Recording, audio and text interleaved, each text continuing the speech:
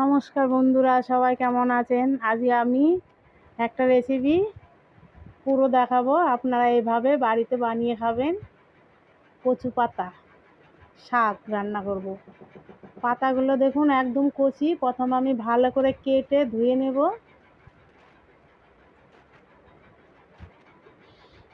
এবার আমি একটু রসুন ছাড়িয়ে নেব। এই শাকে একটু বেশি করে রসুন আর কাঁচা লঙ্কা লাগে, তবে ভালো লাগে খেতে। দেখুন আমি শাকটা সেদ্ধ করেছি, সেদ্ধ হয়ে গেছে। এবার আমি জলটা ঝরিয়ে নেব। আপনারা এরকম করে সেদ্ধ করে জল ঝরিয়ে নেবেন। কড়াইতে তেল দিয়ে কালো জিরে ফোড়ন দেবো, শুকনো লঙ্কা আর বেশ খানিকটা রসুন, কাঁচা লঙ্কা দিয়ে দেবো। তেলে ভাজা ভাজা করে শাকটা দিয়ে দেবেন। দেখুন কত সুন্দর হয়েছে শাকটা, একদম সবুজ কালার, সুন্দর সেদ্ধ হয়েছে। আর আমি জল ভালো করে ঝরিয়ে দিয়েছি।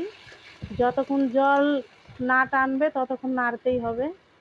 সামান্য একটু হলুদ দেবো, হলুদ ছাড়া শাক খেতে নেই।